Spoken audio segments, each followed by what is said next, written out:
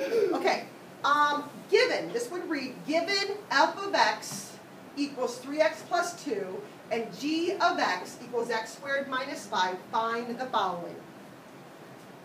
As I said, I'm giving you just a really brief introduction to functions. When you get to, I don't know so much an Algebra 2 book, but definitely a college algebra book or any math beyond that, they don't use y.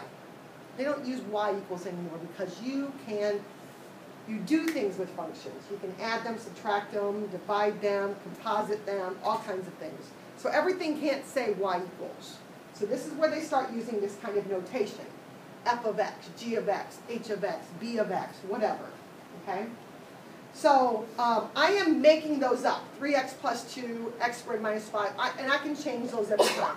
Okay, so that's not always what it's going to be. That's just what I'm giving you in this example. So when it says find f of negative 5, that means go to the function named by f of x. So that means go to this one and not this one. So f tells you which function to go to. So that's this one. And take this, whatever it is, and plug it in and work it out. So I'm going to take this negative 5, and I'm going to plug it right there.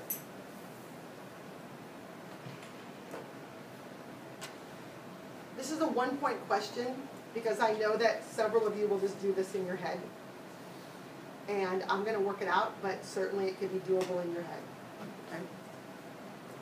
So it means go to the function named by f of x, so this one, and plug in that number, or whatever this is, it's not always a number, for the x and work it out.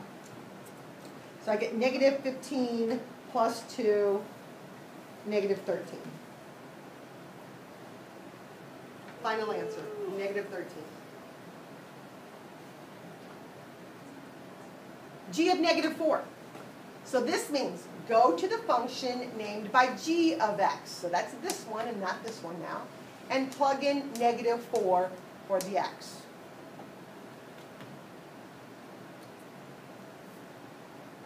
So I'm going to have negative 4 squared minus 5. And you can just punch that right in the calculator, actually. 16 minus 5 is 11.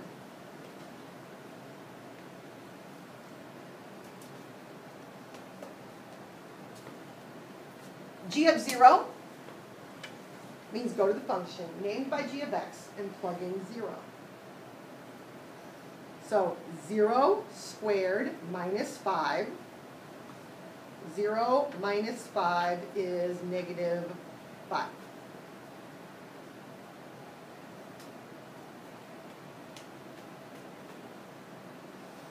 Questions on that so far? So I'm going to change the last 3 a little bit. This would read 3 times f of 4. So first you find f of 4. So I'm going to have 3 times 4 plus 2. 12 plus 2 is 14. Now, take that answer that you just got times the 3. And I get 42 for my final answer.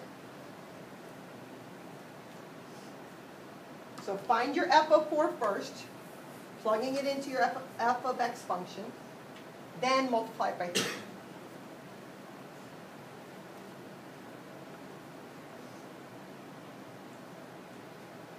G of 2y, so I'm going to go to my function named by g of x. I'm going to plug 2y in for x. So I'm going to have 2y squared minus 5. 2y squared means 2y times 2y, which is 4y squared. Minus 5. And I can't go any simpler than that.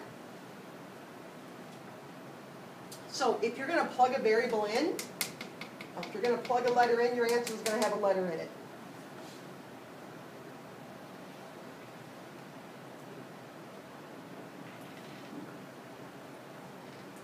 and you can probably see what you have to do on the next one.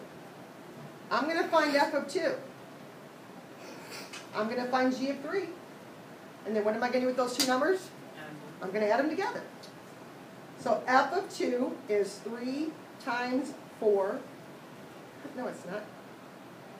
It's 3 times 2 plus 2. So 6 plus 2, or 8. G of 3 is 3 squared minus 5. 9 minus 5 is 4. And now add those together, and I get 12 for my final answer. So if you can calculate those in your head, great. If you need to write them out, great. Whatever is going to be best for you on those. Okay?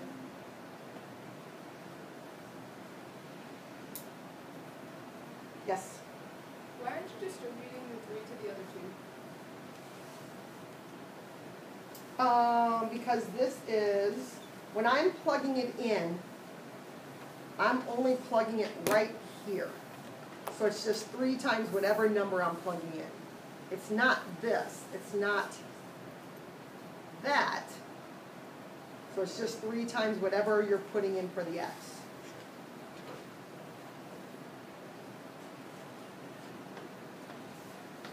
Okay, and by far the hardest part of this stuff is this right here. Inverse functions.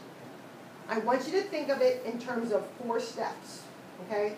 3 of the 4 steps are like nothing, but one of the steps is big, okay?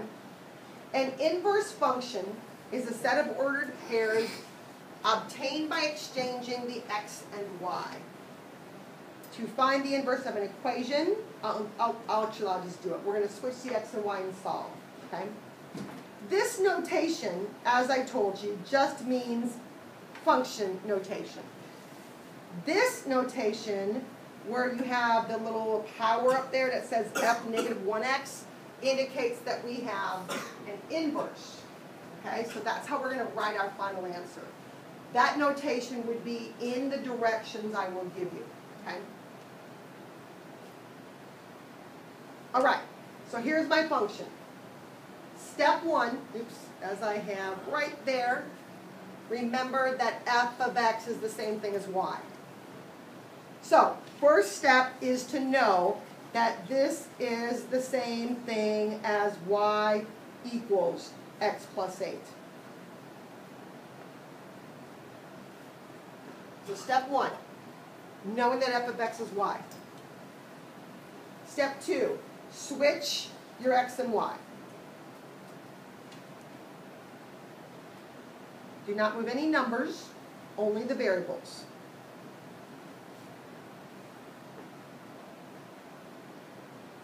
And then, as you have done so many times in Goal 7, solve it for y. So I'm going to subtract my 8. So x minus 8 equals y.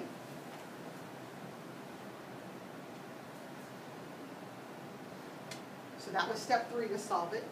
And then step 4 is to simply write your y back with function notation. So make it your f negative 1x. So your last step, after you have solved, is simply to put this in for y, so that it indicates that this is an inverse. Yes? Is it always going to be f negative 1? Yep. It's always going to be that? Yep.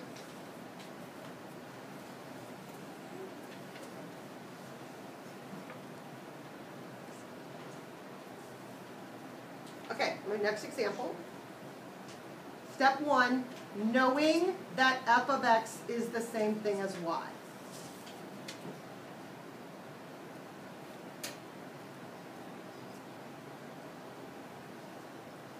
Step 2, switch your x and y. Do not switch any numbers.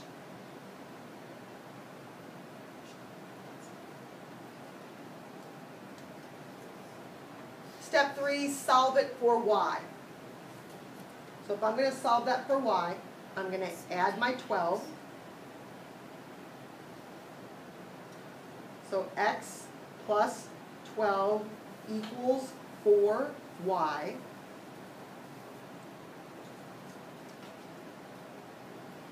And then divide by 4. And y Wait, equals... isn't it 4x? It was. That's how I started. And then I switch x and y. That's how I do an inverse. So you're just switching the letters, not the numbers. Yes, you just switch letters, no numbers. So first I know this is y equals. And then I switch x and y. Don't switch anything else. Just the x and y. And then you solve this for y. So it's just x minus equals 4y. No, it's x equals 4y minus 12. Here's my, so I went from here first. And then I'm just going to switch my x and y. And I got that. And now I'm going to solve this equation for y. So it says y equals. Okay, so when I divide by 4 now, x over 4 is x over 4. 12 over 4 is 3.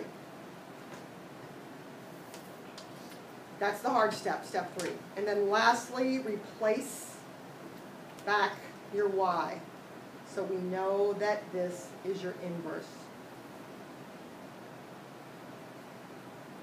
And again, this notation I will give you in the directions, because I will say, express your answers, I forgot how I worded it, in inverse notation, comma, f negative 1x.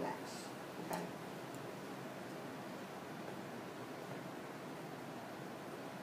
Okay, my last one. Step 1, knowing that f of x is y.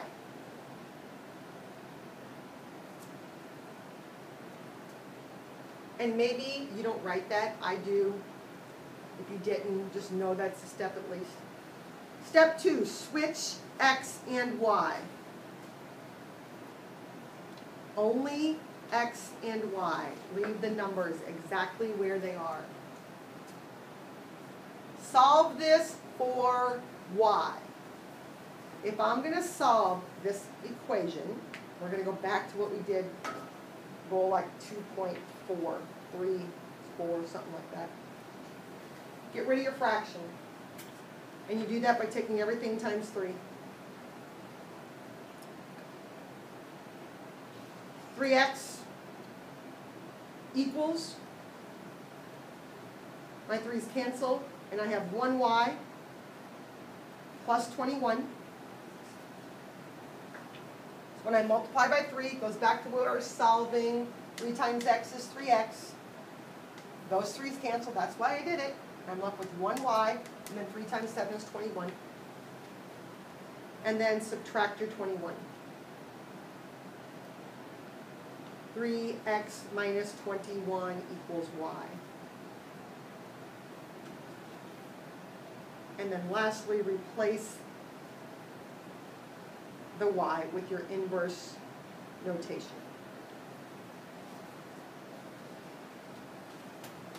I have several of these for you to practice, because this is going to be your hardest part. Anna. Why did you multiply by 3 again? So I didn't have to work with the fraction and add and subtract and divide and multiply with fractions. Hannah? Why didn't you put like